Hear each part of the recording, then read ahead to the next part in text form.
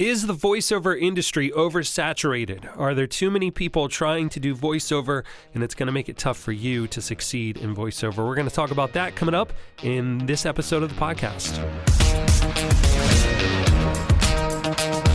Hey, it's Jason. Welcome to this episode of the Voice Acting 101 podcast. And today's question comes from Micah. Micah says, Jason, do you think it would be worth my time and effort in this period of time where voiceover is such a saturated market to try and break through?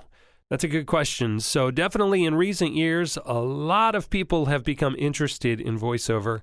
And that's partly because of, if you do a search online for work-at-home jobs, voiceover is going to come up.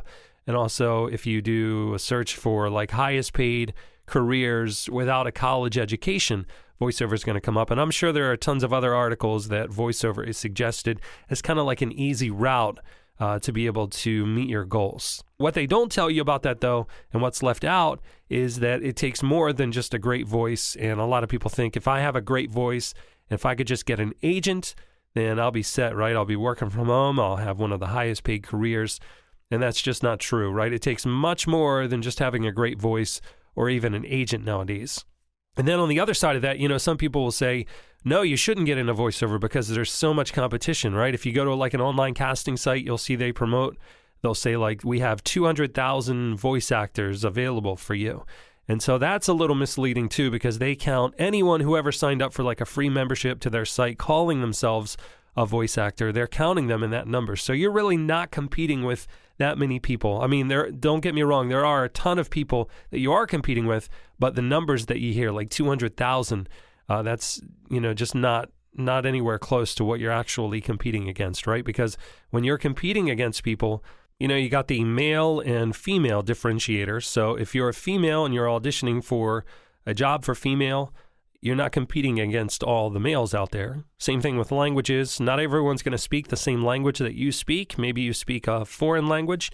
So that's going to open up another job for you and possibly eliminate some of the other competition that don't even speak that language that you speak. Your voice age, your style, all those things are going to narrow down. Someone is just looking for someone that sounds like you. So you are still competing against people, but it's nowhere near like that 200,000 number that you may hear from time to time. Really it comes down to that's just a decision that only you can make, whether it's going to be worth it for you to go after voiceover. For me, I would do it even if I was starting today. I would definitely go forth with it. The flexibility, the pay, and the ability to be creative. I know that that's what voiceover is about, and that's what I love. So I would definitely try for it if it were me. And, like I said, there is a lot of competition out there, but if you're going to be willing to put in the effort to learn everything that you can, to learn from your mistakes, and to actually treat it as a business, then you can succeed, because that's what a lot of people lose, when they see that work from home or one of the highest paid careers without a college education.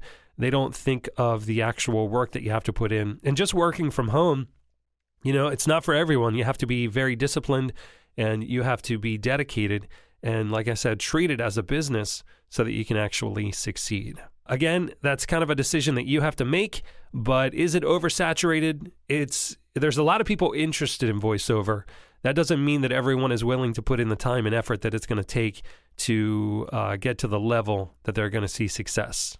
And if you are willing to put in that dedication and to treat it like a business and to continue to grow and improve, then you're going to instantly jump ahead many people just interested in voiceover. All right, so I hope that answers your question, Micah. If you have a question, don't forget, there's a link in the links and resources section below. You can click it. It says upload your voiceover question if you want to record your MP3 and just upload it there. Otherwise, you can email me, jason@voiceacting101.com. And that does it for this episode. I will talk to you next time. Have a great day.